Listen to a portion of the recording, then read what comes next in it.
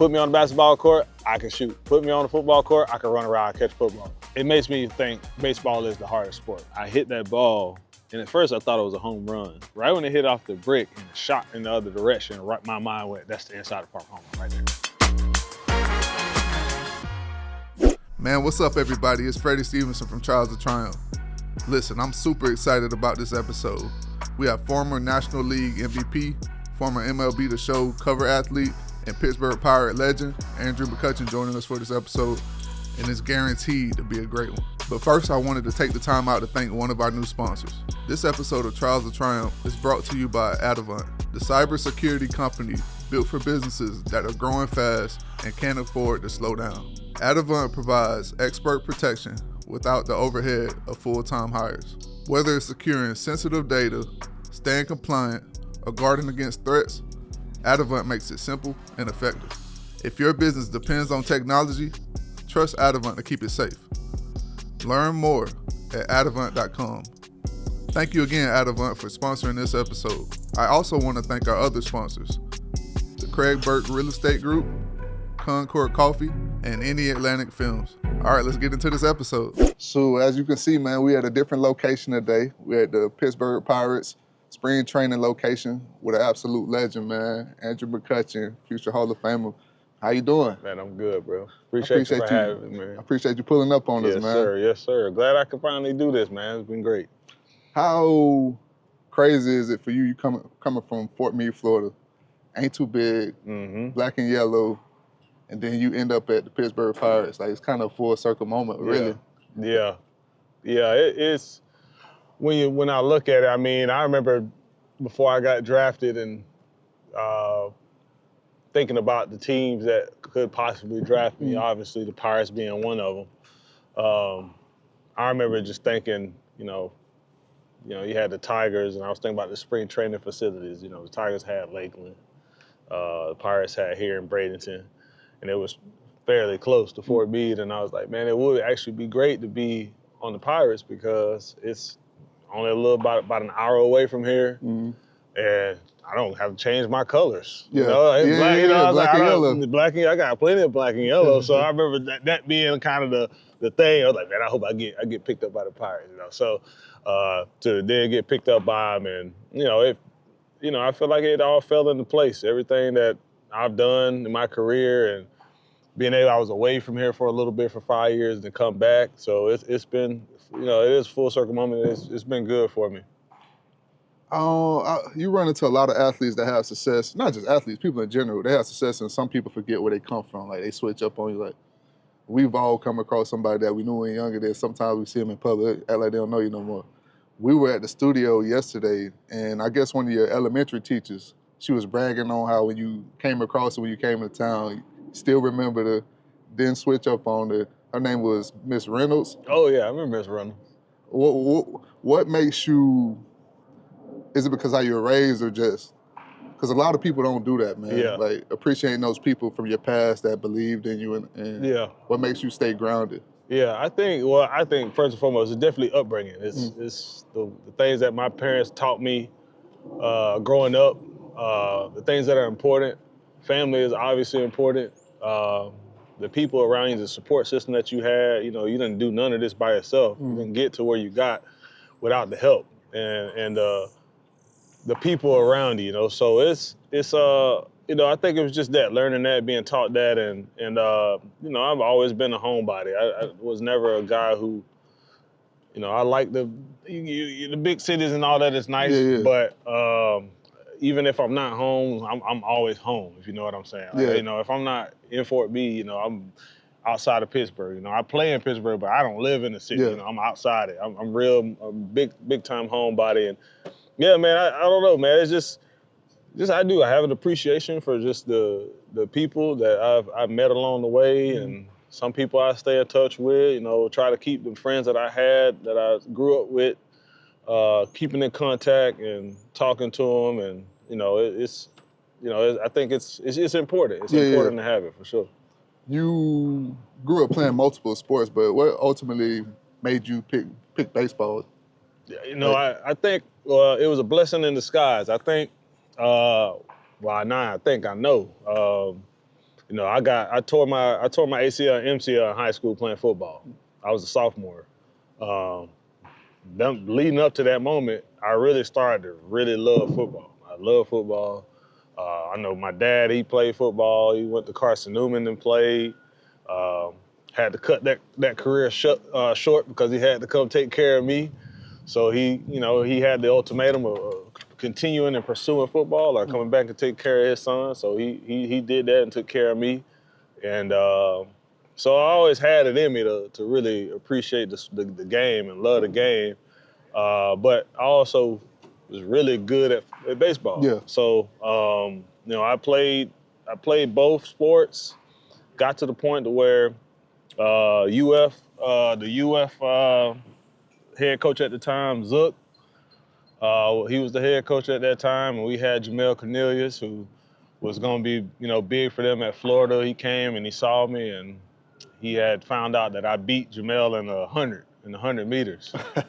And he said, he asked me, he's like, "You beat Jamel?" I was like, "Yeah, I beat him." He said, "I'm gonna keep an eye on him." And I'll never forget that moment. That moment, and I was a freshman in high school. I remember that. After that, I was like, "Man, I want to keep doing this." Yeah. And I tore my ACL and MCL playing in the game against Winter Haven, and that ended up being really the biggest blessing I could have got because as much as I like playing football, I was able to really just focus and with the help of my dad, focus on baseball and just do that. I don't know how true it is, but we heard talking to some people that you had a full ride in football if everything worked out to Miami. Is that true? Or? Yeah, so Coach Mike Haid, who was my high school football head coach, after I got drafted by the Pirates, so got drafted by the Pirates in the first round, and a couple of days passed, I get a call from Mike Haid, and he says, "Hey man, I know this is probably a long shot, but we got an offer from Miami," and he said he was like, "It's a full ride," and I remember looking at him and I went like, I was like, "Bro, I haven't played in 2 years." Hold on, you got an offer in football after not playing for 2 years. Not playing That's for 2 crazy. years. Now, how true is that? I don't know, but I remember getting that phone call from him and him telling me that, and he was like, "I know it's a long shot, but you do have an offer, and you know, I'm just throwing it your way." And I was like, "I appreciate it, but obviously, I'm gonna pursue baseball." Yeah, so, yeah. You know, but that was the last time I actually talked to him, and that was from there. I was like, how true was it? I have no idea. I just know he called me and said that. What is the draft process like in baseball? Like, what's going through your mind during the process? Did you know that you were gonna go early? Like, kind of walk us through the process. Yeah, so there is, after a bit of time, you do have somewhat, you know if, who's going to draft you somewhat, you know where you're going to get drafted somewhat, unless something just goes sideways, you know, in the draft. So leading up to the draft, you have scouts that come to your house. They ask you a lot of questions. I got the Rays, I got the Tigers, the Pirates. I got these scouts coming to my house, and they ask you all these questions, you know. What do you see yourself in 10 years? What kind of car do you want to drive? Yeah. If you were to get drafted and you know, have the money to, you know, have that, to buy whatever you want. So they're asking you all these questions, right? And I was real, what do you want, man? At that time, I forget what it was. It was a Harley Davidson F-150. I was like, I just want an F-150 Harley Davidson, like, you know. Yeah. And so, yeah, y'all can look that up. But yeah, I mean, so by the time it's over and done with before the draft, you have a pretty good idea of when you're gonna get drafted. So I knew I would more than likely get drafted in the first round. It was just a matter of what team it was gonna be. And at that time, it's changed now, but it was like 50 rounds. If 30 teams, 50 rounds. So that it's changed now. We don't have 50 rounds anymore in the game. But yeah, that's leading up to it. You just sit around. It was on a computer, and you just listen to it over the computer, and they just go down the list, and you just sit there and wait. All right. when in football, when we were going through the process, I always would say that I wasn't going to be one of the guys that when I got my opportunity that was going to blow my money. Mm-hmm. That's easy to say, you know, before the money come. And I was a guy that went undrafted. Mm-hmm. Still, it was more money than I had seen, you know, in my lifetime, and I blew through it. Now, what was your mindset when you get drafted and you see that first paycheck? Yeah, so leading up to it, I think because of one of my upbringing, understanding that, you know, I had a very young family. My mom and my dad were really young. They had me at 17. So understanding the importance of what you spend your money on, what you save your money for, you know, using the money that you did have. You know, I remember there was times my mom, I don't even know how much money she was making every 2 weeks, but there was times where, you know, she was probably getting a couple $100, you know, every 2 weeks, and having to think about, you know, thinking about, like, you know, what the Bible says, and, you know, giving 10% of what she earned, and having to really like, I have $20, you know, am I going to have to give this $20 to church? I remember them times that I could tell it was, even at my age, of seeing her do that, you know, that's hard, you know, and I could see her going through that, of knowing, like, I'm going to stay faithful with, you know, what I believe in. And, you know, she would take that $20 and she would give her 10%. You know, they always gave they 10% of whatever they made. And I remember just being able to see that. And I think that segued into when I was able to get that first paycheck. The first thing I thought about was my 10%. I gotta, what's 10% of this? And then being like, that's a lot of money. 10% of that is a lot of money. I don't know if I want to give all that away.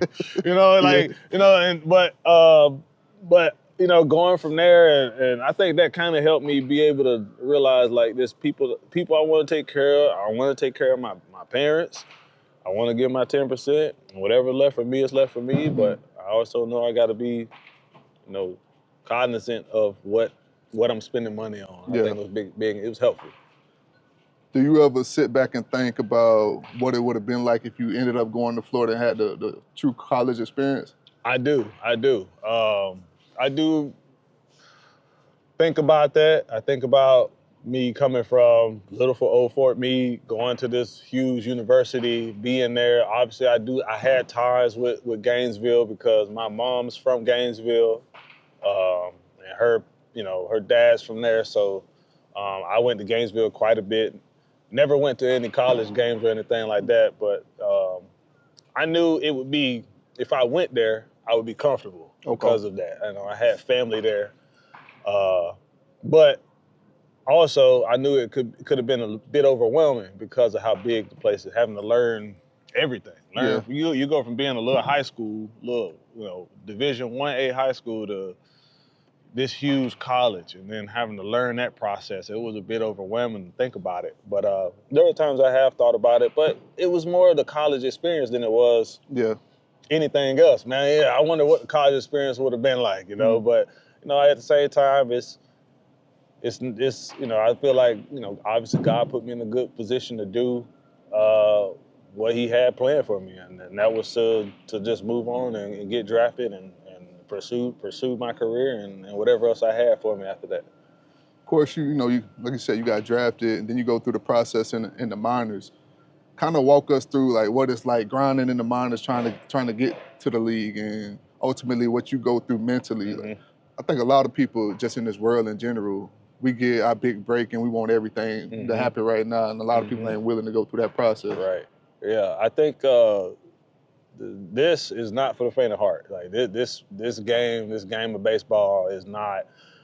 It's not for the faint of heart. It's hard. It's a hard game. It's a hard sport. There are not many sports where you could be deemed successful if your success rate is 30%. You know, baseball is, if you can get a hit, if you can get 3 hits out of 10 chances, you're a Hall of Famer, basically. You know, that's 30%. I don't know if too many people can be successful on 30% in any other sport. So that just goes to show you how hard the game is, just in that aspect. But you know, it's a grind from when you get here. You know, obviously you see on TV, you see the game, but the work that you put in prior to that, and to get to that place, is unbelievable. I mean, there's been so many people that from the minor leagues. And what people don't realize is we have minor leagues. You know, it's different than the D League and NBA or whatever that it is. It's a little different from the sense of there's stages that you go through to get to this level. So, you know, you got rookie ball, you got extended, you got short season, you got low A, high A, double A, triple A. So, and then you get to the big leagues. And a lot of people they have to go through each step. Some people are there for 1 year, some people are there for half a year, some people are there for 2 years. And some people don't ever make it. Never get there. So, you know, we talking, you know, per team and organization, you know, we're talking, you know, a couple thousand people that are going through this process trying to make it here. And we just hit 20,000 major people who have ever played the game, even for one day. 20,000 people that ever have played in the major leagues. We just hit that number about 5 years ago. So that just goes to show you how hard it is to get here.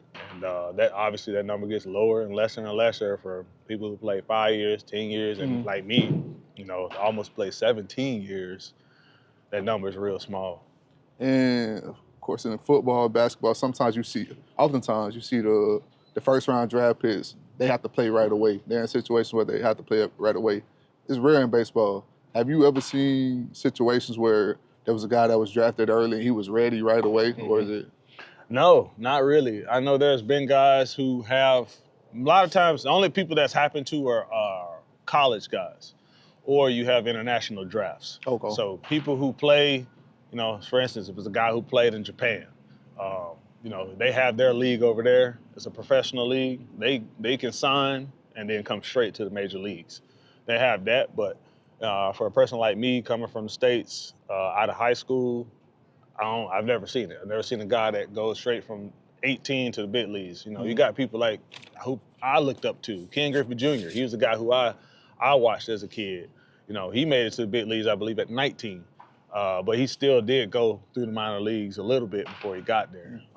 There are some college guys who have gone straight from getting drafted from college to being in the major league roster. That has happened, but it's very, very rare. Okay. Hey. So, of course, you get drafted in 2005 and then get the opportunity to move up to the big leagues in 2009. Kind of, what's going through your mind at that point? Like, you've been grinding. Was there any point while you're in the minors where you kind of get discouraged and you kind of doubt yourself a little bit? Oh, definitely. There's plenty of times where I doubted myself. There's leading up to before the season start every year, you have spring training where we are right now. And in my contract, I was able to play here as opposed to the minor league side that we talked about. I was able to be here and play in the games because I had that in my contract. So I would get invited to spring training, to Major League Baseball camp, and I would, you know, to have the whole big league experience every year from 19 all the way up. And I was 20 years old at the time. This was my second spring training and second year, basically, and I was here. And I played quite a bit. I played a lot, but I still was under the impression, obviously, at some point, they're going to send me back to the minor league side, and I'm going to start somewhere in the minor leagues, probably at that time AA, which was in Altoona, Pennsylvania. But they had a lot of injuries. A lot of guys were getting injured. A lot of outfielders were getting injured. They didn't have enough outfielders to even make the team because of it. And I was actually doing pretty well for myself. And the word started going, you know, is he going to make the team? And I started getting wind of that, and I started thinking like, man, maybe I am gonna make the team. I'm still here. All my past teammates that I've been playing with, they already on the minor league side, but I'm still here. We got a week left. You know, maybe I am gonna make the team. I had no idea. You know, and at the end, I didn't make the team. You know, they sent me back, and I was discouraged because of that. I started the season in Altoona. I struggled the first half of the season, didn't do very well. And I had a couple guys, and I'm thankful for them at this time. One guy's named Tim Leeper. He was my head coach in AA, and he gave me a pep talk that I needed more than anything. There was times where I was like, I don't think I'm good enough. I need to go. I'm ready to go home, you know. He gave me a good pep talk. I needed it at that time, and it really it took me from being here to just continuing my career, and you know, I just realized you need important people in your life. Yeah. You know, you can't do things on your own. Once you got the opportunity to make it to the major leagues, did you ever have a moment where you kind of look around like, yo, I'm here now? Like, Yeah. You had to pinch yourself a little bit. Yeah, I did that. Honestly, I did that every game my rookie year. Every game, it always hit me like the fifth inning. I'd be out in the outfield, center field, you know, wherever I'm at that time, and and it would just hit me like, man, I'm actually here. Like everything that I worked for to get to this moment, like I'm here. You know, and I had that moment so many times. You know, and especially my rookie year, I probably, you know, every game I played in, I probably felt that, you know, that year. So it was unreal to have that feeling, and it was also a constant reminder of, you know, why I'm doing it, and to not take it for granted, and to play hard, and to not give anybody any excuses to send you back, you know, and that for me was all the motivation I really needed. Did you ever have like your welcome to the big leagues moment? Maybe it was a big play that you made, or just realizing, man, it's different on this level? Yeah. You know, everybody go through it at some point. You know, a big learning curve for me, and a lesson that I took. You know, in this game of baseball, there's a lot. It's chess. You know, this game is chess. It's a game within the game. You know, and you're not just going out and you can just get in the baseball, hitting it, catching it, and throwing. There's a lot of strategy that goes on to the game, and I'll never forget being in Philly as a rookie. I was in Philadelphia. At that time, the Philadelphia Phillies were a really good team. They had just made it to the World Series. I believe they won the year before. And I never forget, I was at first base, and I decided to steal. So I took off running. But I didn't. What you're supposed to do a lot of times when you steal in the game, when you take off running, you have to peek so you can look in to see what happens to that ball. If the guy swings, you see where the ball is at. If he swings and misses, you know he's going to throw it to trying to get you. So, but me at that time, I'm not thinking. I just take off and I run, and I'm looking straight at the base. I hear the crack of the bat. I hear the ball, but I don't see it. So I hit it. I slide in the second. The guy at second and at third, the defenders, the shortstop and the second baseman, they make it seem like they have the ball. So one guy drops down like this, the other guy does his glove like that to make it sound like he had the ball. I slide in the second. I'm standing there. They looking at me. I'm looking at them. And then by this time, the ball has been caught in the outfield. So now what I'm supposed to do is go back to first. But I'm watching them. I go past the bat to go to third. Then I look at my coach, and he's doing this, telling me to go back. By this time, I'm out. I'm out, you know. And then I felt so bad. I was so embarrassed, you know. I felt like everybody was, you know, they was laughing at me, and that was just one of those, like, you got dudes, you know, hitting you on the shoulder, like, welcome, you know. And then, you know, that was for me. That was like the first time, like, man, I really got to pay attention, I guess. You know, I got to learn more. You know? So that was like a moment for me. I don't know if you remember this play. It was 10 years ago, man. I'm sure you remember. You don't forget plays like this, man. You're inside the park, home run against the Phillies. Yeah, man. I'm gonna show you the video. Yeah. Walk me through what's going through your mind at this point. Oh yeah. All right, well, there we go. Oh yeah. So there's a lot of people right in this moment where there's a lot of things I wanted to do in my career. One thing was hitting an inside the park home run. I was like, I would love to hit an inside the park home run. You know, the odds of it, slim. And I never forget, I hit that ball, and at first I thought it was a home run. And then, so I was kind of jogging to first. And I saw Ben Revere, who was the center fielder at the time, he jumps up for the ball and it hits off that brick. Right when it hit off the brick and it shot in the other direction, right, my mind went, that's the inside the park home run right there. And so I I put my foot down, I put my head down, and I just take off. You was rolling, man. I was running as hard as I could possibly. You ever got chased by like a stray dog? That's how I felt like I was running. I was running as hard as I could, man. And I gave it everything I had. I remember hitting third and just being like, I got it, and I went in standing up. I was happy. Even the fan base, they was like, they was kind of clapping. It's hard for Phillies fans to do stuff like that. And they was actually standing up and clapping and stuff. And I was so excited, man. That was a good moment for me, to actually do it. And that's obviously the only time I ever did it. It was just that time. When I look at that video, and I think back to when you said you beat Jamel in the race, it makes sense. You were rolling in that video. I was rolling, man. I mean, even before that, because at that time I was 27 or so. So I was, in the prime of my career. But I mean, when I was a rookie, I was, 8 pounds lighter than that. I was 160-ish pounds. I was fast. That's what I was known for. It was just quick, fast, twitchy, and I mean, definitely I used that to my advantage for as long as I could in the game. Being from Fort Meade, a small city, not much there. Polk County in general, not a lot of people know about Polk County. Right. Like when you talk about Polk County in general, with this platform, we shoot everything in Polk County. We have people coming in from all across the film in Polk County. You come from this small area, but then you not only have success in the league. In 2013, you win MVP. Like, kind of walk me through that process as somebody that went through the grind, coming from a small area in the minor leagues when you had all these doubts, and then you get to be the MVP of the league. Yeah. I mean, everybody in this situation, even you in a situation, you are at one point the best at what you do in your area.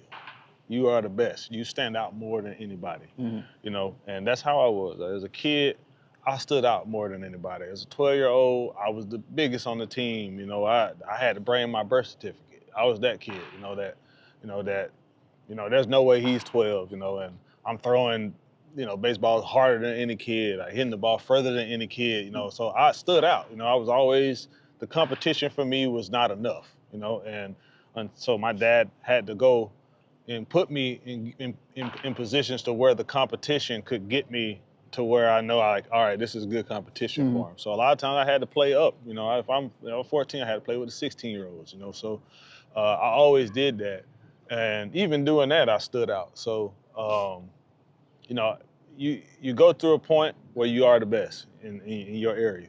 And then you go through a point where that kind of tapers and guys are just as good as you. And you have to realize, how can I grind through this? And I think because of my support system, because of the staff, the coaching staff, being able to, give me information and tell me, in a sense, to where dude, you good enough. You more than good enough. Yeah. That guy Tim Leeper telling me something that still stuck with me to this day. He was like, man, he's like, Jimmy Rollins, and Jimmy Rollins at this time, he was in the Phillies organization, played for the Phillies. He was a shortstop, wasn't a very big guy. But he was having a monster year that year. And he ended up being the MVP that same year. And I never forget, Tim Leeper was like, I had Jimmy Rollins. He was like, and Jimmy Rollins was like you. Quick, twitchy, small, and he was discouraged. And he was like, and I told him the same thing I'm telling you. You good enough. You more than good enough. You are just as good, if not better. And me to hear that and me to think man, Jimmy Rollins, that man having a crazy year right now though. And that stuck with me to know, all right, I am good enough. The self-talk to be able to know I'm good enough. And that just, to get me from that to get an MVP, honestly, is because of people like him. If I didn't have that support system, people like him, people like my dad, my mom, it takes a self-belief up here before you can go out and do it, and I'm not the biggest dude in the world. I'm not, I'm not a guy that's gonna hit 50, 60 homers. I'm not 6'6", 230 pounds.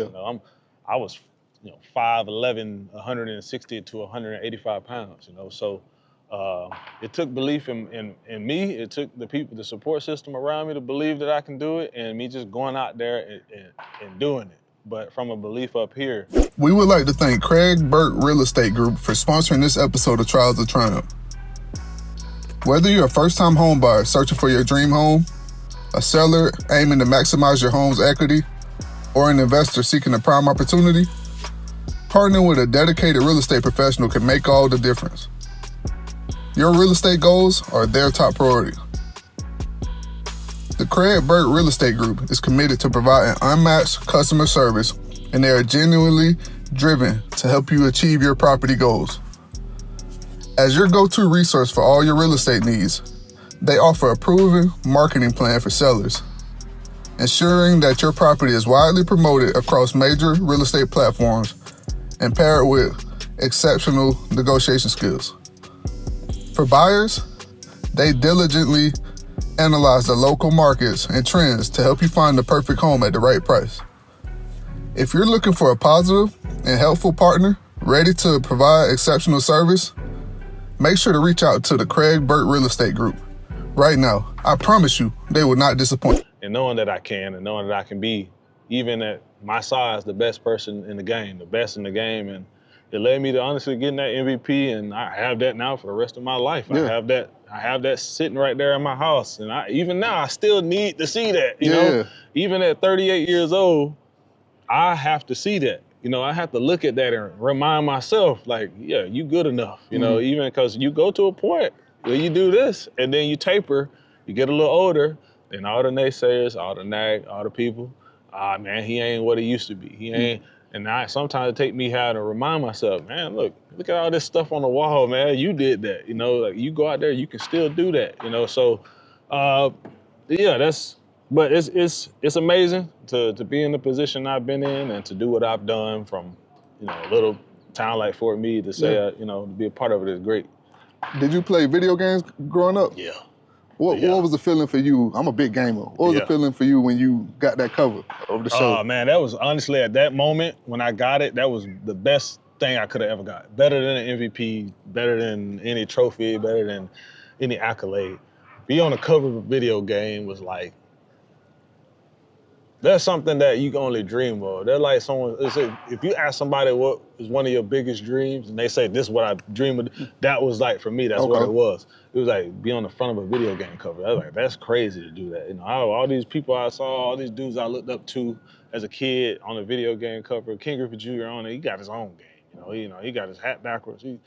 That's dope. So to get on the actual cover of a game was unreal. It was unreal to think, one, to even have the opportunity and then to do it and to have it, man, I was like, at that moment in my life, I really felt like I was on top of the world. I felt like, man, I'm really at a place in my life where I'm on a video game. Yeah. You know, I can go into a GameStop right now and boom, there it is. You know, it's like, it's wild. It's still crazy to think about. It's still, even in this time, it's still crazy to think, you know, the guys are still coming out being on the cover. And I'm like, man, that's crazy. I have that. I got that in my house. You know, I still have that. And I had it, again, for the rest of my life.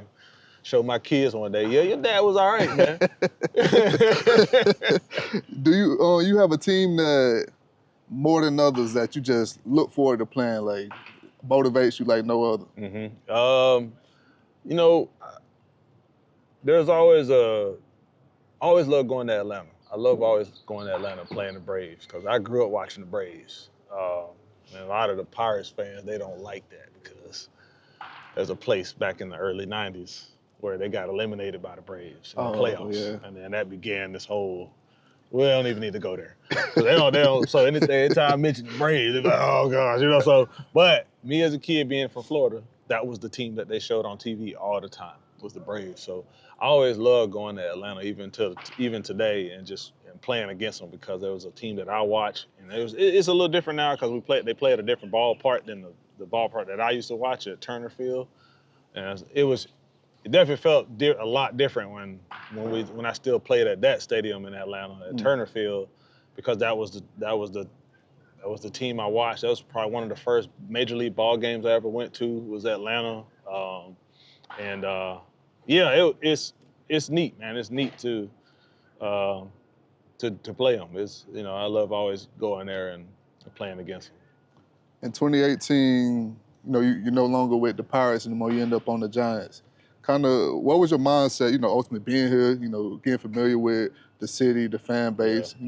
The organization, and then ending up with a new team. Yeah, that was hard, man. I think what a lot of people don't realize, man, the team and players get traded. It's not just an acquisition. You read it and then it happened. Like people are human beings. Yeah, you know, and I think what a lot of people don't realize is, as athletes, you do get put on a pedestal where they look at you differently.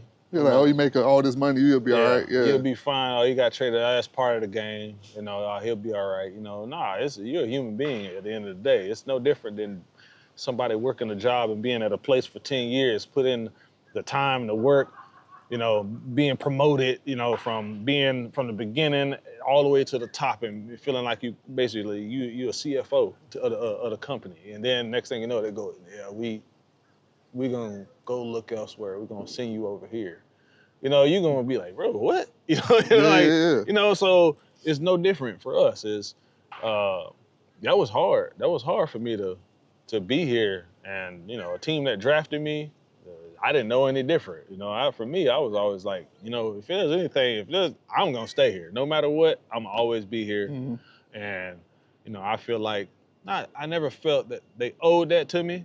But I just felt there was an understanding on both sides to where they knew I wanted to be here. They knew the fan base, what they thought about me. And so I was like, always felt I was going to be here.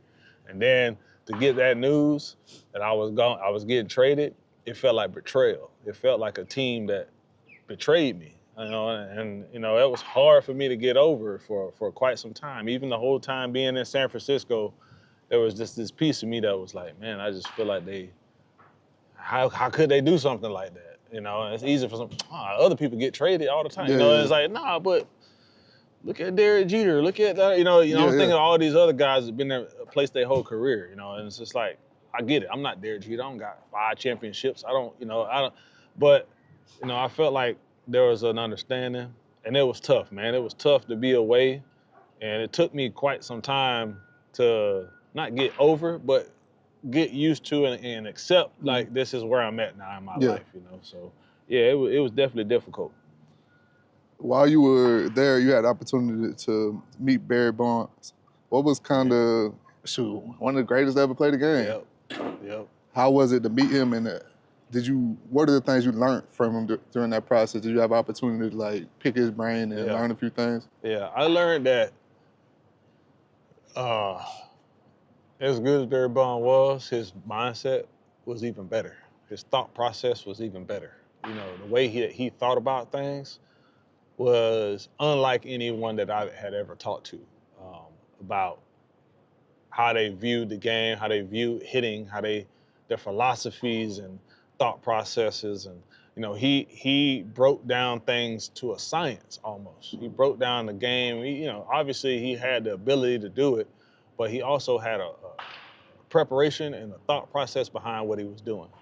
Not just from the game, but like from hitting off the tee. Like you got a ball sitting on the tee. Most people just look at it and go, all right, boom. Mm. Not him. He set the ball on the tee and he goes, all right, you see this right here? You see this piece of red? I'm trying to hit right in between those two things every single time I hit the ball. This is what I'm trying to look at every time I hit it. Not only am I doing that, I'm trying to hit the ball, not the tee. So, he's breaking things down to a beginning. There's a beginning behind everything he does. And that opened my mind to looking at and viewing things differently when I hit. He always had a thought process behind what he was going to do before. He knew what he was doing before he did it. Mm-hmm. Every time. He said, I already have a game plan. I know what I'm doing. I know what I'm looking for. And I'm going to prepare and I'm going to get ready to hit. I'm going to get ready to do it. And so he was great to talk to. He's one of the greatest minds, I think, in baseball when it comes to hitting. It's obviously some of the stuff you ain't gonna understand or get. Yeah. But there are some things you can take from it and learn from. But it was great to be with a guy like him, Willie Mays, Willie McCovey. They all deserve. Well, 2 of them in the Hall of Fame. Barry deserved to be in the Hall of Fame too. And I think it was great just to be around them guys, them legends. Yeah. Of course, your time with San Fran didn't last long. You ended up in New York. once you end up with the Yankees, do you kind of go through the thought process of, like, man, here I am on another team again. I'm frustrated. Like, what's going on? I know I'm a great player. Yeah. At that point, once you get traded the first time, at least from my experience, once you do it the first time, after that, it don't matter. Okay, It's just kind of like, it's okay. Because you don't have ties to whatever team that you want. It's not like, it's not like the Pirates. So for me, I was like, it's actually an experience. I'm actually enjoying myself. I go from one place to the next. That's the way I feel about it. So, yeah, I mean, when going to the Yankees, that was a good experience. I was only there for 2.5 months. But we was trying to make it to the playoffs and win a championship, and that was exciting for me. And actually, don the pinstripes was, it's cool. It's cool to have that. You got, as we got Frank Sinatra playing in the background, talking about the Yankees. So it's cool just to have done that. It was an experience, something that I appreciated, and yeah, I enjoyed it. I see you got your beard lined up and everything. So I had to ask you this: what do you think about the beard ban being lifted in New York? Thank God. Thank God. I mean, I understand why they did it, but we're in a place in society in 2025, and I thought this too when I was there. You take away identity. You need a personal identity, and for some people, it's how they look, physically how they look, and that's their identity. What if I left the Pirates and went straight to the Yankees? I had my dreadlocks. People knew me for my dreadlocks. They knew me for, oh yeah, that's the dude with the dreadlocks. That's how they knew me. Yeah. So what if I go there, and because of the policy, I have to cut it because they have now I lose my identity. So obviously, my identity ultimately is in God, but also on the field to give me this is who I am, this is what people know me by, you lose it. And so sometimes somewhere along the way, you have to figure out not a new identity, but in a sense, you got to kind of just shoot that to the side and play. And that's tough, man. That's tough for some people, especially a person like me. I knew if I would have had to cut my locks, man, that'd been tough. That'd have been tough. Like I was like, man, I don't know if I would have been able to do it. I was like, no, there's no way I could do it. So I'm glad that they did do it. It do look weird because I did just see another game dude had a whole, he was. I'm like, that look weird. It's gonna take some time to get used to. You shortly after you go to play for the Phillies, man, and I wanted to ask you this because being in Pittsburgh and then playing for another team in the Pennsylvania area, two rich traditions. What's the difference? Like, they both have crazy fan bases that are passionate. Yeah, so the West and the East is two different places in Pennsylvania. The West, where the Pirates are, it's more Midwest. You feel like it's a little more laid back. It's a little more chill. Like the Pirates fans, they're great, but they're not gonna, just try to crucify you for do a mistake you made on the field. As long as you play the game the right way, they're gonna appreciate you. I would say Philly is the same way, but they also, their fan base, they have a chip on their shoulder, and they know that they are the fan base that's hard, that's rugged, that's gonna be on top of you. They're gonna make it tough for you if you're the opposing team, and if you ain't playing the game the right way on the Phillies, they're gonna also let you know you're not doing it. So they're gonna hold you accountable. There's an accountability there, and they take pride in that. They take pride in knowing that they're that fan base. Okay. So it is different, and I was able to experience both, but I also had an appreciation for the Phillies fan base too, and it's nice that you show up to a place that will hold you accountable. So you're not just showing up like, all right, no matter what you felt like, if you didn't feel good today, you're like, sometimes you can just put, I don't feel good today. There it's like, I don't care if you don't feel good. you better produce or do something. You better do something. They paying you all this money, do something. Yeah. So, I did appreciate that. And, I think, they did appreciate me for the time that I was there, even though I didn't really necessarily play how I felt like I should have played there. So they still had a good appreciation for me. And yeah, it was a good 3 years that I spent there. I saw a clip. I think y'all playing the Mets. Somebody hit the ball and you stole, I don't know if you remember it. You stole the home run from him. Yeah, I remember that. I always wanted to rob somebody. I didn't want to rob them like that, but because it was more like I was at the base of the wall and I kind of jumped and I caught it, fell on the ground, but it's like I didn't like jump that high. But I always had this thought process of like Griffey going up, or one person I used to watch a lot too, Torrey Hunter, who robbed Barry Bonds of a home run in Milwaukee in an All-Star game. You know, Torrey Hunter's whole arm was above the wall, and he brought it back. In my mind, that's how I wanted it to look. Yeah. You know, but I was kind of at the wall, kind of jumped up, caught it, and I was like, okay, I guess technically I robbed it, but, it was, it was cool, like, to do it, and I got a cool photo of it, of me doing it, but I got some other cool photos. It's hard to rob people in Pittsburgh and center because the wall is like 11 feet high. All right. So the wall is really, really tall. So if the ball goes up there, it's a wrap. Unless you LeBron, yeah, you're not getting that ball. So, but I do have some catches at that wall. I just don't look like I'm robbing because the wall is so high. But I had some pretty good catches there. So in my mind, I'm like that, I robbed them. You were with the Brewers in 22, but you get to come back home to Pittsburgh in 23. How was that for you coming back home after all that time? Yeah, it was great, man. I think it was time. It was time for me to come back. I was, in a place where, I felt I had been 5 years since I had been gone. I went after the championship. Being in Philly, I chased trying to win the championship there, didn't do it. I go to Milwaukee. Milwaukee had won the division the last 4 years. So I chased trying to win, like I want to win. I want to be a part of it. That didn't work out. And then, I was like, man, at this point, I want to be back to my second home. I think it's time, and it's been a great, past 2 years so far, and going on my third now. Yeah, that's right. Going on my third. So going back on my third year here, I'm enjoying my time here, and I feel like it's right. It's right to be where I am now, and got some special people here, doing some special things, and if I'm gonna win or lose, I'd rather do it here than anywhere else. What would it mean for you to bring a championship here? Yeah, it would be great. It would be great. I understand they haven't done it. We haven't been in the playoffs here since 2015, which was the last time I was here. And it's been 10 years almost. It'll be 10 years this year. So since we made it to the playoffs, or even had a winning season, I believe. I know we might have had one season where they're 500 on the dot, if I'm mistaken. But yeah, man, it would be great. It would be special. I know I need to do my part, and that for me is my motivation. They always say what it is, what's the key, and I said, you know what? At the end of the day, the key is me, and I think if I handle my side and I do what I know I can do and do well, that'll put the team in a really good position, and it'll put us in a good position to win.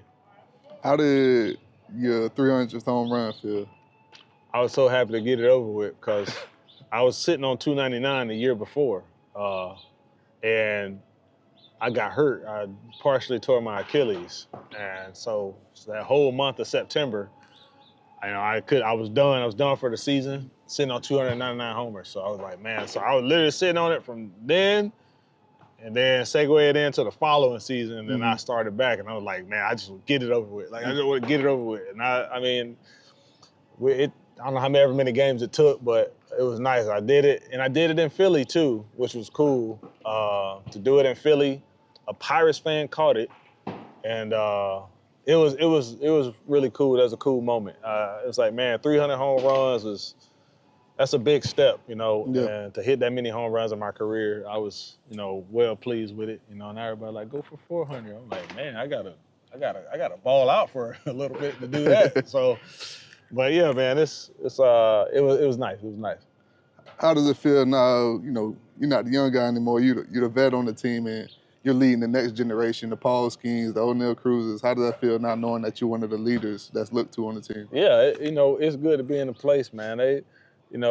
Obviously I understand what I can bring to the team, and using my voice. I'm a guy. I'm not outspoken. I don't talk a lot. I'm not a guy that just says things, but I also know when I do, people listen and understand that, especially here, being a veteran, being a guy that has had some success. I'm the last guy who knows what success in this organization look like. Then that's coaching staff and all that included for the Pirates. So I know what it felt like. Prior to us going out there and doing it. So I understand that I have that. And so I do everything I can in my ability to help the team. If it's vocally, do that. If it's literally just being with somebody and giving them little tidbits here and there, showing them, hey man, try this and do that. It's using everything that I can in the game and to help the team. And I feel like I invite that. I invite that, and I appreciate that. And I'm gonna do my best to be the voice for him, to be the leader for him, and lead in any way I can. You've been raised by great parents. Like, you can see it, how you carry yourself, and not only that, just how highly people speak of you when you ain't around. Like, people can say whatever about themselves when they're in the presence of people, but when what people say about your character when you're not around, when it may not even get back to you, that speaks volumes. But now being a father, the impact that your parents made on you, how does it impact you now that you're raising children of your own? Yeah, definitely. I mean, they they're the book, right? They're the book for me that showed me how to be a parent. Everything that I learned from them. So being that example that they were for me, I use the things that I learned. I use the things that I like. I use some of the stuff I didn't like. And where can I be better? Where, in this aspect, what can I do more of? What do I not do enough of? So it's a constant learning curve. It's knowing that you don't got it all figured out. Yeah. But it's going out there and being the best parent that you can for your kids, because you hold their life is in your hands, and especially in these precious moments of their life when, my oldest is 7. So teaching him certain things, I know there's stuff that I will say to him that is gonna stick in his mind for the rest of his life. Because I remember being a 7-year-old kid with my dad and him saying something that just stuck for the rest of my life. So I understand I hold that, and it's fragile, and I got to do my part to get, to be the best father I can be. Yeah. So it's great. I mean, like I said, I had a good support system in my family and my parents. So yeah, it's amazing. It's amazing to be that, to be a father is amazing, and to just teach them in any way that I can, to where I know that, when they get older, they'll be able to use the stuff that they learn from me. And hopefully when they have kids of their own, they'll be able to take what they like, take what they didn't like. Same thing. And every generation get better. Exactly. And just make it even better. So that's the way that I look at it. Do you care if your kids get into sports or not? I don't. I don't care if they get into sports. Obviously, it'd be great if they did and they played the game of baseball. I would love for that for them, but I'm gonna support whatever it is that they want to do in their life and whatever it is that they're passionate about. I don't ever want to feel like I am making them do something when it comes to something that they've, when it comes to sports, I think it's important to know, like, if your child don't want to do something, like, don't force them. Don't force them. If my son, who can pick up a bat, who's naturally gifted, if he just has no will to do it, I'm not gonna force him to do it. So he may have something that I never thought in a million years that my child would ever do. And if I force him to do baseball, maybe that takes away from the one thing that he actually is passionate about. Maybe it's architecture, maybe it's architect, maybe he loves building, using his hands, maybe, so it's knowing what that is and getting the most out of that. You want to play it, great. If you don't, great. What else it is that you love doing? And let's get the most out of that, and I'll support that, wholeheartedly in any way that I can. So at the end of the day, baseball hard. So you gotta love it. You gotta love it to play it.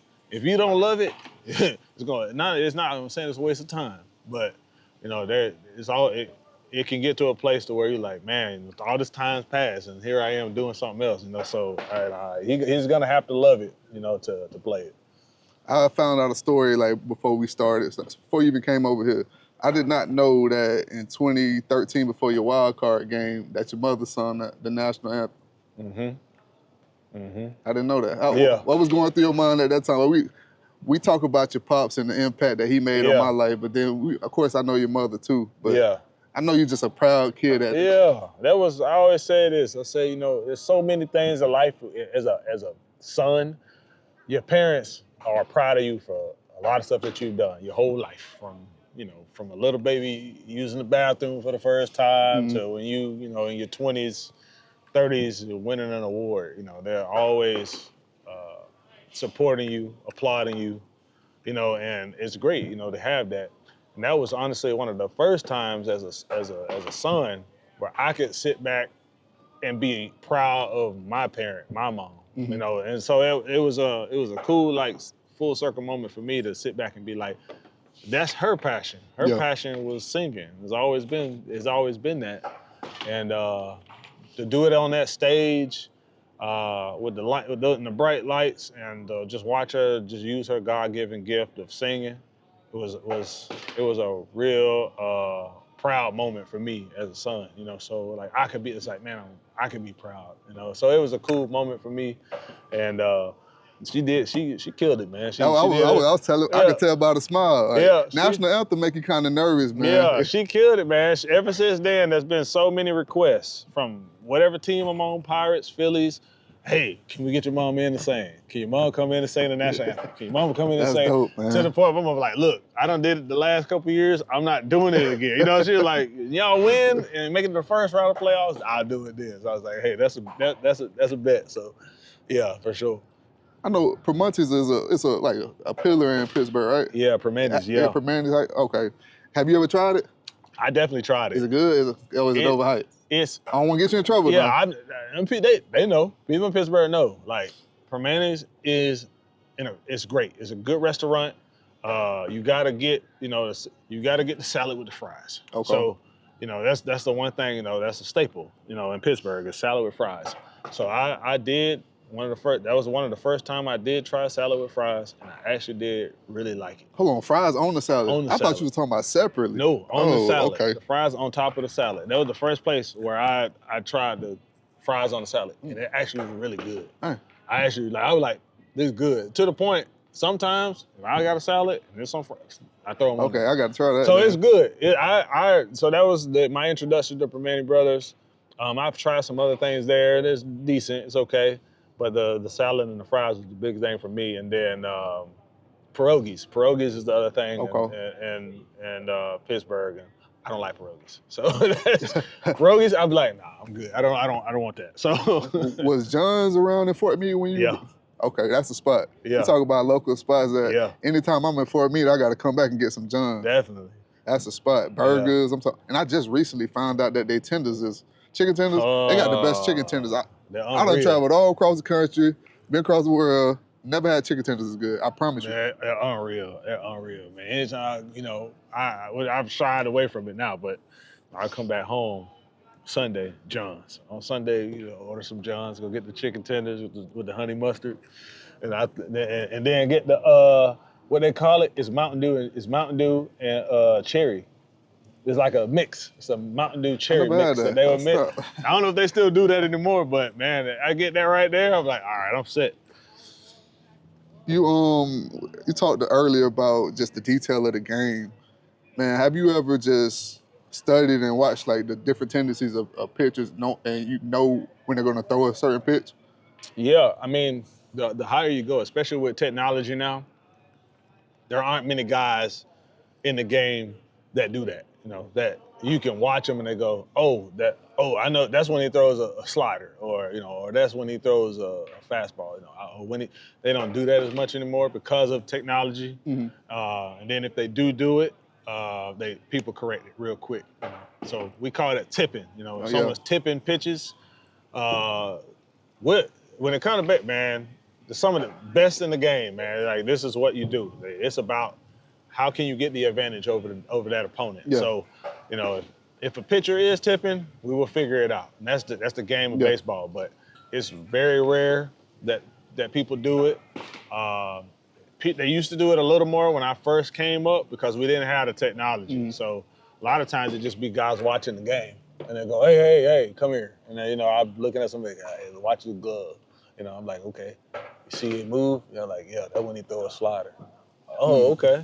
So I got veterans or somebody calling me over and showing me, hey, this is what happened. And I encourage any kid that's playing even in Little League, when they watching pictures, to look for stuff like that. Do it now, do it early. And because it's a game within a game, and that's part of the stuff that you watch.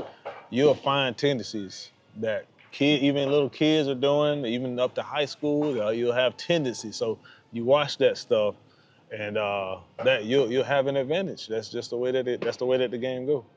Earlier, you emphasized it throughout this whole conversation, how difficult baseball is. In football, you have a first-round draft pick.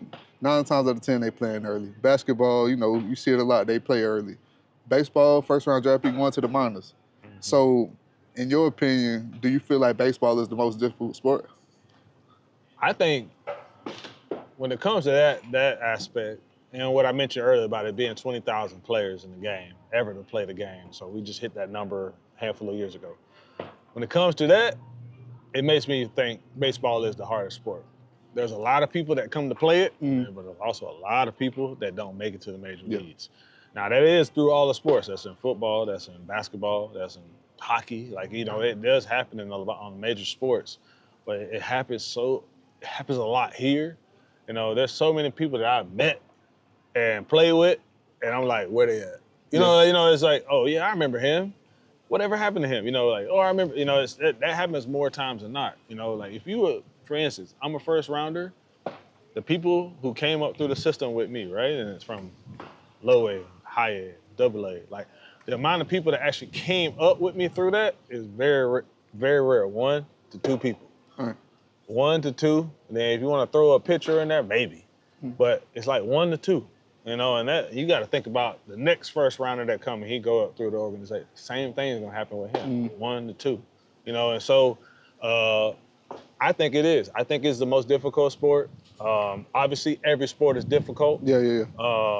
But put me on the basketball court, I can shoot. Put me on the football court, I can run around and catch football. I ain't saying that it's hard. I ain't saying that it's easy. It's not. Yeah. But if you're an athlete, I think you can do those things because at some point in your life you done it. Baseball, a lot of people ain't really did baseball. Maybe they did it for a little bit, but they ain't really done it, especially at this level. So that's what leads me to believe that I think it is. Yeah, I'm scared of that ball, man. So I might do it. That's what I'm saying. We got a little thing in there right now. It simulates any pitcher, right? It's a screen with a pitcher on it. You want to face our superstar Paul Skeens on it? You can put it up on that screen, and he'll pop up on the screen, and a ball will come out of that, and it'll look just like his fastball. What? That's about the closest thing you can get to facing major league pitching. And then once you see it, like anybody said, you can be like, how y'all hit it? And it's like, I ask myself that all the time. I don't know how we hit it. We do it a lot, I guess. Man, you're going into your 20th year. Been doing this for a while. You look around, man, you see so many different changes.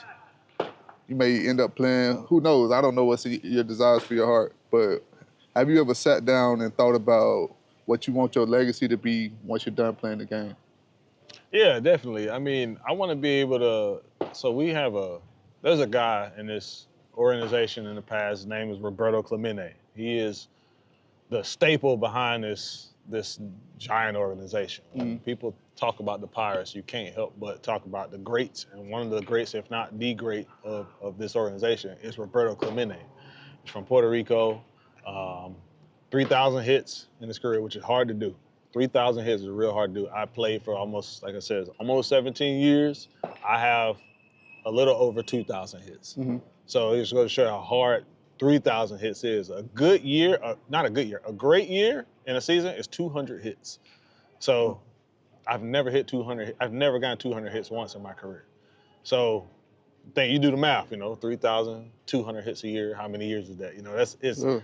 It's still a bunch of years where you got to get to that. So, that he's a great, but the thing with him is he was also an entrepreneur. He also was big on helping the community, helping the people around him.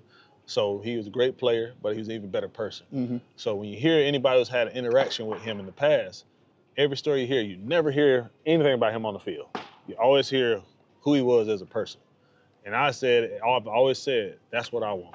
Yeah. I want my legacy to be that. I want my legacy to be, it had nothing to do with him as a player, it's him as a person. Because I feel like that does more than what the game does itself.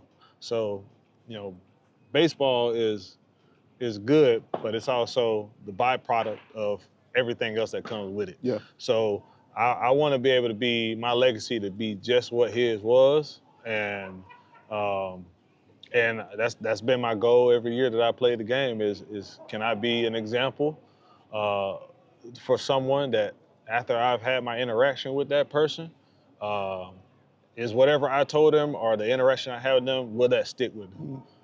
And so that's what I try to do every single day that I'm here, and that's what, honestly, I want the legacy to be is literally Clemente. It's what Clemente did, and unfortunately, he lost his life on a plane going to deliver food and goods to a place that needed it. So it's a great story, a sad story, unfortunate story, but he's an example that I feel like every athlete could learn from.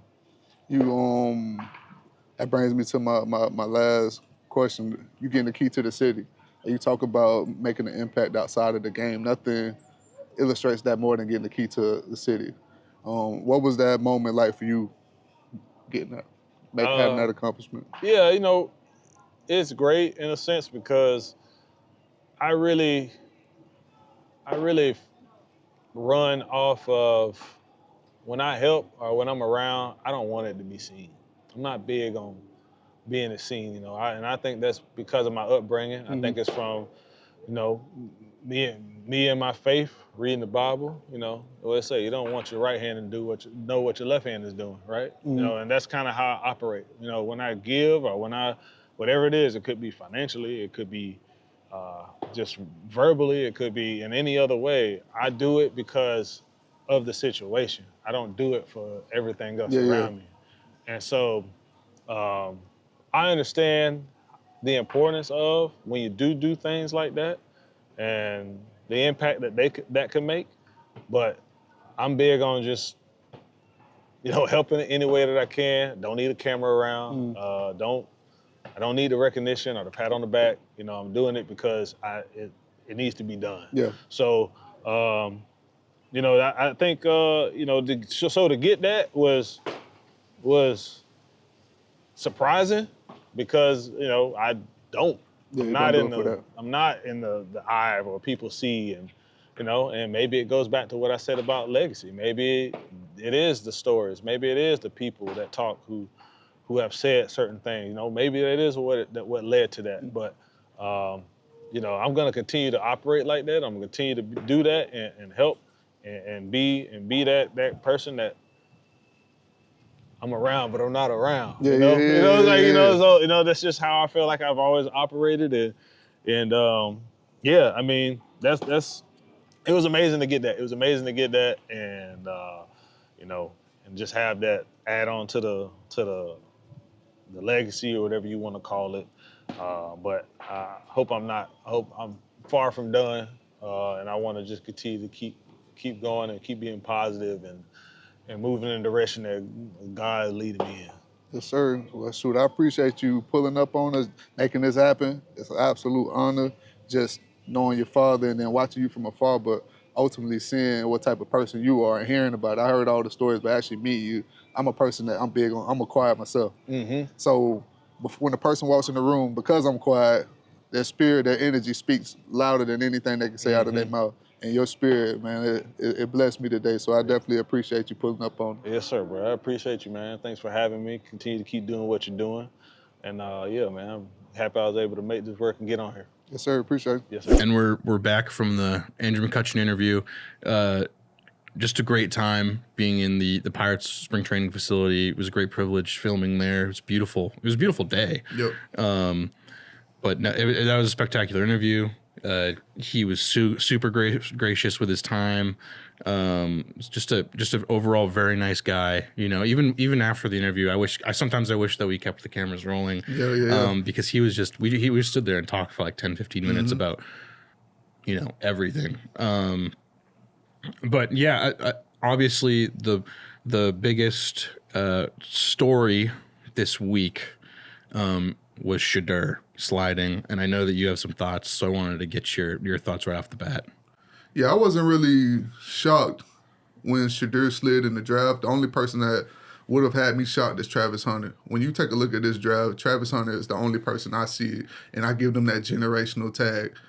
And a lot of people, they were complaining, and then you started to see the narrative floating around with Shedeur that racism was the reason, because he's a confident quarterback that's vocal, and the NFL doesn't like to see that. And I'm shutting that down right now. People ain't going to like it, but I'm shutting it down. Because you have guys like Cam Newton that came out with a Heisman winner. The narrative has been painted about Cam Newton that he's arrogant, self-centered, and he isn't a team player. He still went first overall. So in this situation, racism isn't an issue. I think for a lot of teams, the problem was they didn't feel like the talent outweighed the problems that it brought into the locker room. So then you hear people bring up Johnny Manziel and Baker Mayfield. I'm going to be real. Like, I don't know if y'all been watching the same film that I've been watching, but coming out of college, Baker Mayfield and Johnny Manziel were a lot better players than Shedeur. So teams are going to be willing to deal with whatever issues that they brought to the locker room, black, white, purple, whatever the case may be. So that's another thing. Like, we got to cut this out. Like, you have these situations where people love to jump and blame racism, and you have these watered down arguments of racism when you have real racism that exists in America, and this is what we're talking about. Then you have guys like Stephen A. He brought up Colin Kaepernick, compared it to Colin Kaepernick. And for me, it's crazy because Stephen A. was the same one that was tearing down Colin Kaepernick during his situation. So now for him to use the same exact situation to raise bait is crazy. Like, Colin Kaepernick was good enough to still be in the NFL. He was good enough to still be a starter, but he was no longer an elite player.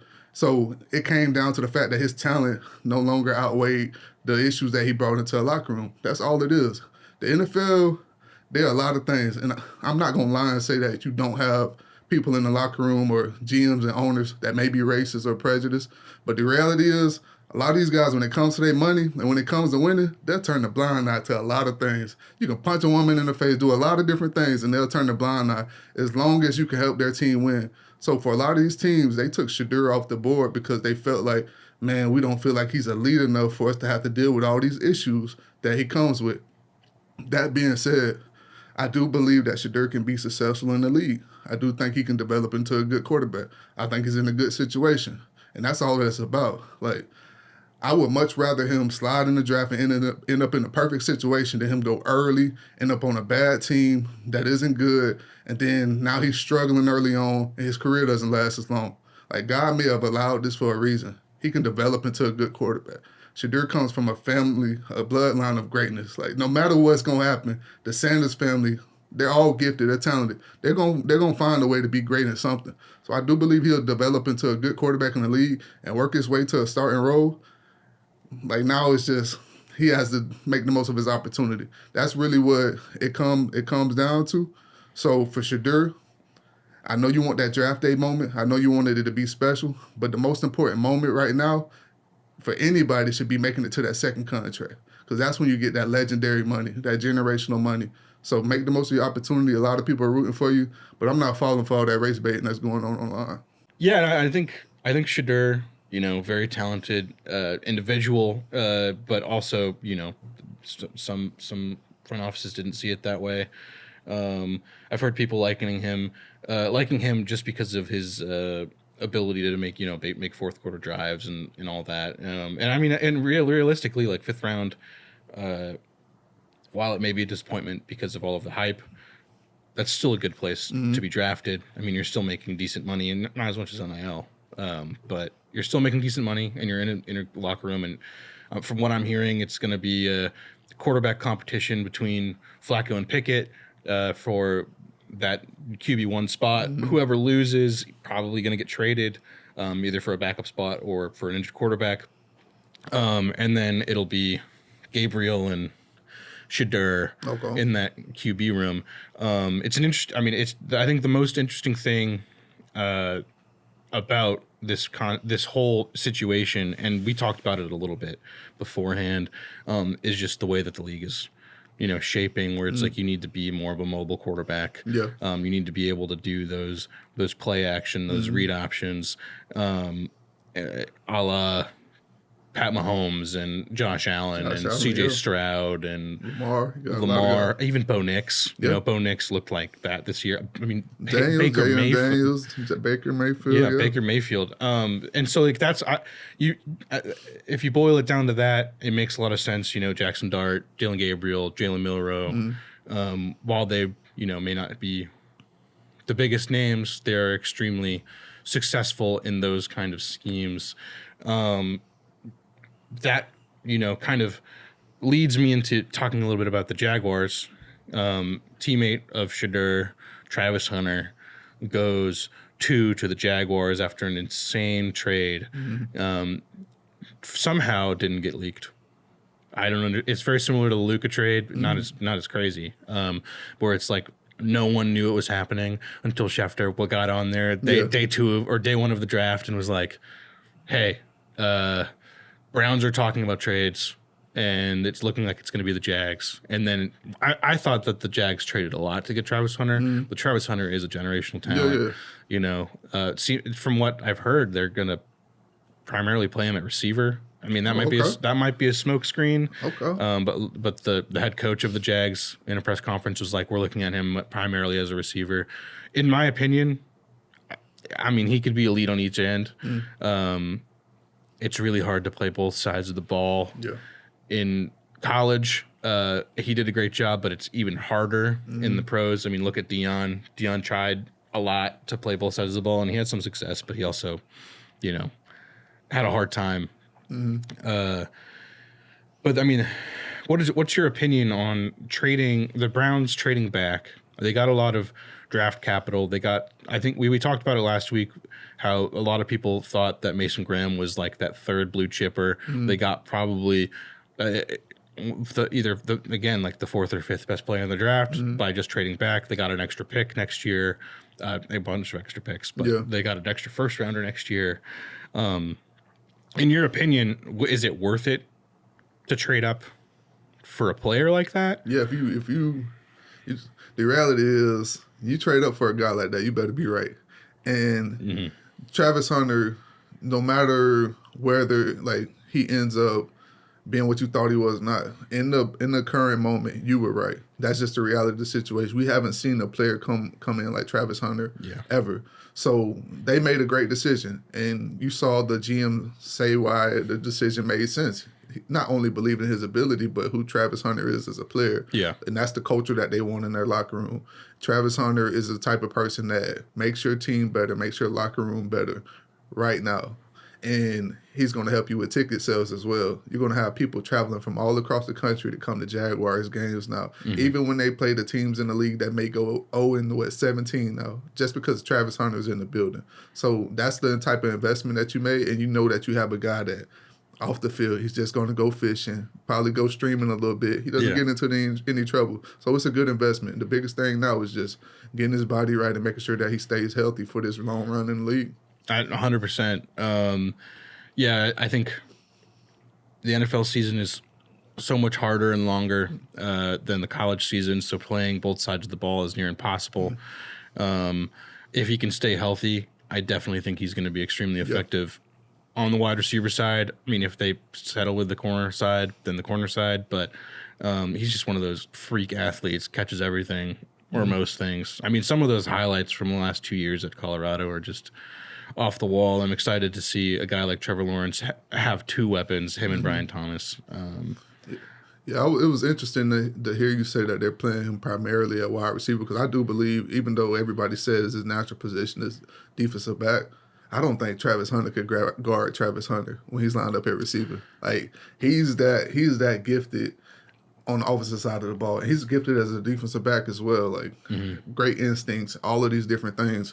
But I love to see him with that ball in his hands. He's a very exciting player. Oh, yeah. So him paired up with Brian Thomas Jr., man, It's gonna be fireworks all year. It's gonna be nuts. I mean, did you see someone in media asked him if Travis Hunter was guarding Travis Hunter, who would win? What'd he say? He said Travis Hunter.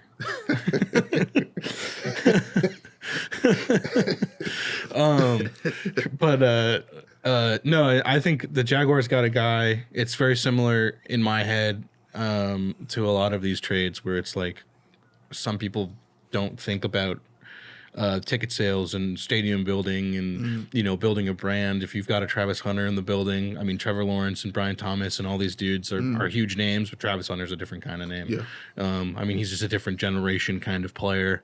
It gets a whole new generation of fans interested in the game, interested in the Jaguars. I mean, especially with the London games, their second home being London. That's one of the biggest things is the NFL wants to do is expand into these other regions, and I think we could easily see Travis Hunter just being that, not in a bad way, but like a traveling circus almost, where he's constantly. He's the face of this next Brazil game or this next Mexico game. They take one London game from the Jags and they do this. But he's just that kind of player. I selfishly wanted to talk a little bit about the Patriots draft. Big Patriots guy over here. I talked last week about how I was a little bit worried about Will Campbell. And then he had one of the best quotes of the draft day where they asked him, how are you going to protect Drake May? And he said, I'm going to fight and die to protect my quarterback. And then he did make a good point. He was like, look at the tape. He's like, look at Jaden Daniels, look at Garrett Nussmeier. It's like they were never touched. Yeah. So he's an interesting dude. Sound also, like he got a little Dan Campbell in him. Oh, he's definitely got a little Dan Campbell in him. I mean, and he's a perfect Vrabel guy. Vrabel wants that type of dude. Taylor Lewan was Vrabel's left tackle for years, and he was that guy. He was, I mean, sometimes to a detriment. But he's a cool dude. And then I wanted to talk a little bit about the later picks that we had. Travion Henderson, we talked about it last week. We thought if he was a dude.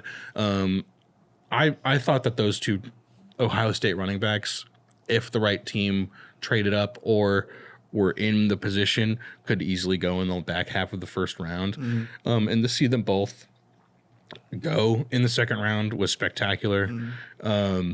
Part of me also is hoping that it's like the reverse of the Chubb Sony Michel situation where we drafted Sony Michel and they drafted Nick Chubb and Nick Chubb was insane. the Browns drafted this time Quinshon Judkins and we drafted Travion Henderson, and so hopefully we switch it around a little bit. I hope they both do great, but and then Kyle Williams, we were talking a little bit before this, just a dog, has that one highlight catch going against defensive back Travis Hunter. Which, I mean, like, say all you want. Travis Hunter in college was probably a natural corner. And, he didn't give up a lot of plays like that. So that makes me somewhat excited. And then Braden Swinson, who's 8.5 sacks at LSU, led his team, I believe, in sacks. I mean, if you've got an edge rusher in the 5th round from an SEC school that's getting you almost 10 sacks, I feel like that's... Yeah, it seemed like every game I cut on in the clutch moments, he was stepping up to make big plays. Yeah. No, he's just fast and big, and, I was a little surprised that we didn't get him. I was kind of hoping we would get like a Jack Sawyer type, where who's like another like just big edge rush guy. He went to the Steelers. He's gonna be a problem. And the fact that he fell so far was crazy to me. But yeah, no, the draft in general was just kind of insane. Genty going to the Raiders. Yeah, a perfect fit. It's perfect. I mean, that's Pete Carroll. It's insane that this happens to him. He had Marshawn for years, and then Marshawn retires, goes to the Raiders, doesn't do as well. He has, Kenneth Walker towards the tail end of his time, a bunch of these stopgap running backs. And then he gets, the closest thing you can get to prime Marshawn, but maybe better. Yeah. Like, that's crazy. Shout out to Tom Brady for jumping into the ownership group right when they're about to be insane again. You got his old quarterback, Geno. Yeah. I think Genty is just that dude. And he's another guy that's just like, he's a great great guy. Yeah, great guy off the field. You don't have to worry about too much. He comes from a military family, I believe, right? Mm-hmm. Yeah, so he's not going to get in any trouble. Yeah, So. no, he was traveling all the time. I mean, you just see how loyal he was to Boise State. Yeah. Like, that's the crazy thing. Like, in a lot of people's situation, they would leave. I mean, that's one thing you could talk about, like Quinshon Judkins, Jackson Dart. These dudes left for another opportunity. And that's not saying that it was a bad thing that they left, but you see someone like Ashton Genty. He could have been on that Ohio State championship team, He could have been, the leading back at Alabama, but he chose to stay in Boise State. I mean, this last year was amazing, but the year before that, like, he was still breaking it off and doing big highlight things. I mean, people were super excited to see what he would do in this last year, but they didn't know that he was going to become Michael Myers. It's just You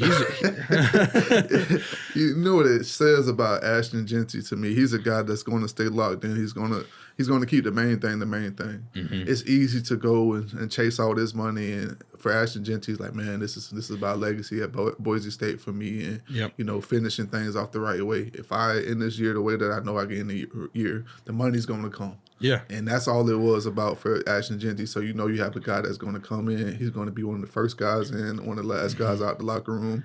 He's going to make an impact from day one. And he's just a great. I mean, that's a great attitude to have for a running back too. You see the running back space changing, where it's a lot of guys not getting money, but the guys who are like not necessarily the most crazy, about getting that money, they end up getting the money. You see like a Saquon Barkley who wanted money, but he wasn't gonna fight and die for money. He's gonna fight for his team. Same with Derrick Henry. I mean, he's one of those dudes that just consistently just shows up, gets paid because he's really good, doesn't care. That's not the driving factor for him. And someone like Ashton Genty is going to have a really, really, he's going to have a lucrative career as long as he stays healthy, And I mean, that being said, chase your bag, if you're coming from a situation where you need that money, go for it. But, Genty probably is one of those dudes, and he's going to be a spectacular addition to that Raiders team. I think a couple later in the first round draft, like selections that I kind of wanted to talk about, were Omari and Hampton. Oh man, I love to the Chargers. That kind of shocked me seeing them go to the Chargers when they just got Najee Harris. I'm not gonna lie, two big backs. So we'll see what they do with him. I think Najee's either a 1 or 2 year deal. Okay. So you got Omari and Hampton in the back pocket. They're very similar, like run through your face backs. But Omarian's got decent hands. Najee still has decent hands, but Omarian's more of that like shiftier. Shifty, yeah. But I thought that was another perfect pairing. You typically a Harbaugh locker room wants to pound the rock. Yeah. And you got Omari and Hampton, he'll pound the rock, man. He's a beast. Matthew Golden to the Packers. I genuinely didn't think he was going to fall that far. Matthew Golden's a dog, and he tested really well. He caught everything. He's one of those. He's just a clutch player, and the fact that the Packers got him, they've got a great. In my opinion, they've got a really good wide receiver room. Watson needs to stay healthy. Romeo Dobbs, needs to stay healthy.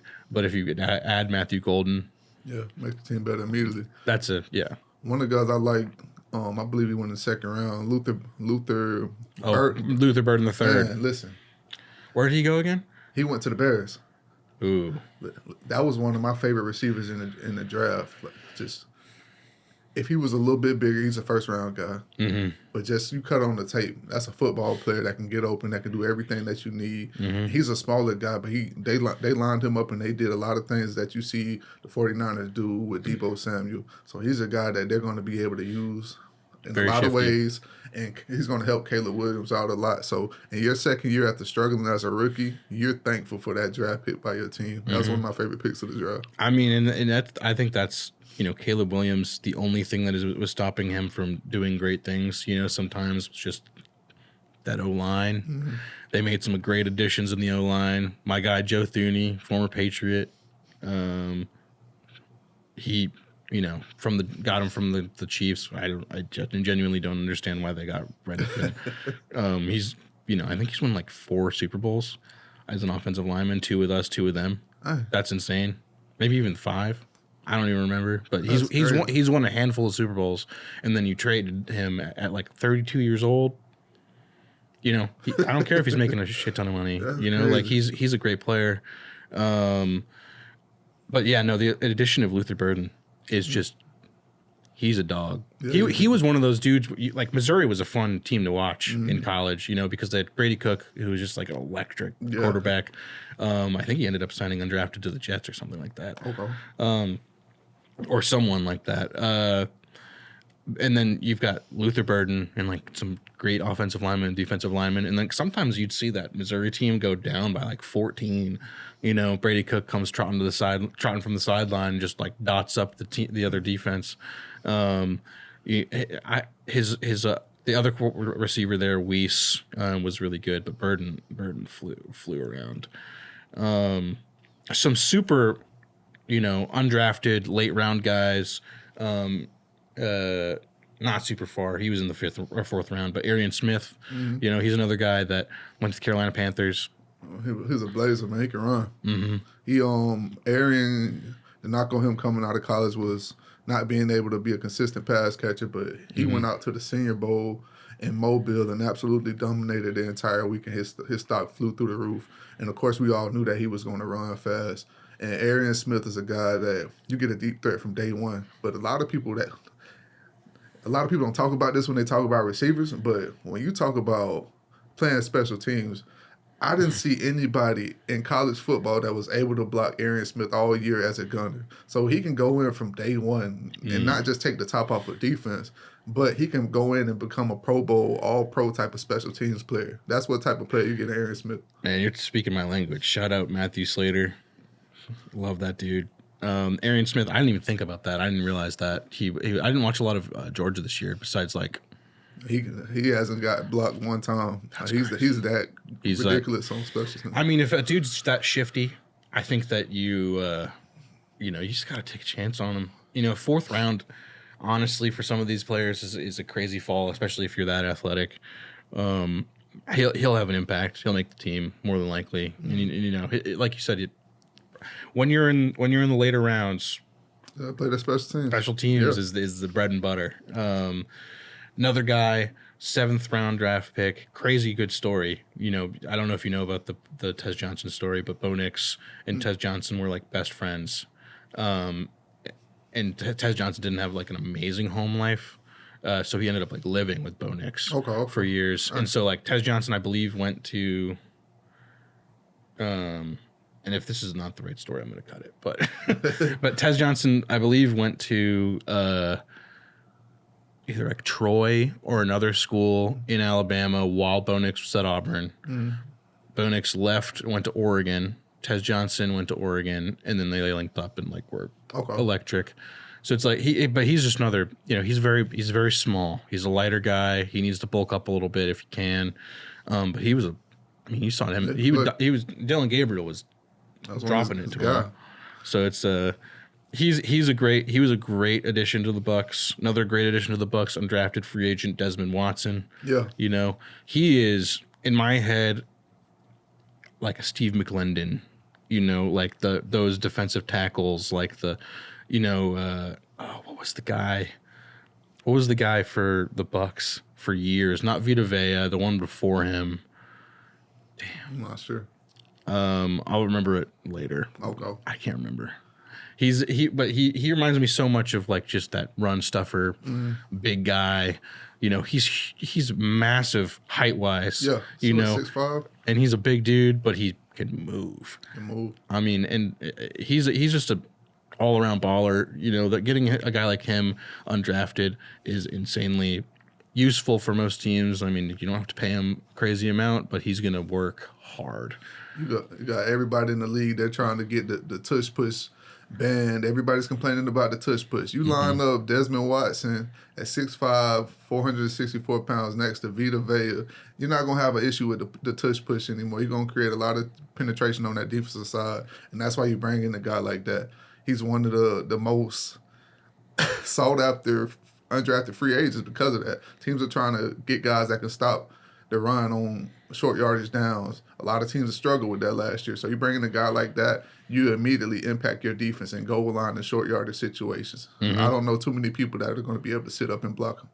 No. I mean, he's just a dog. Gerald McCoy was the guy I was thinking. Oh yeah, Gerald McCoy. Yeah, okay. You know, just a different player, but similar, probably a similar impact. But no, I mean he's a dog. The Bucks had a really interesting undrafted free agent class. You know, with Shiloh Sanders also being in that. I did want to give a quick shout out to my guy Montego Moss, Randy Moss's son. Oh snap! Pride of the University of Maine, wide receiver, got a rookie minicamp offer from the Vikings. That's what's up. I mean, he's one of those dudes, like, when he signed to the University of Maine, everybody was like, what? You know, we have Randy Moss's son. His last son that was in the college football was Thaddeus Moss. Yeah, you know, and he was he was a dog. He was a tight end. He had made some insanely big plays in that playoff run. Montego Moss, you know, he just kind of put his head down and was grinding. You know, got really, really, really solid reps in the last 2 years at the University of Maine.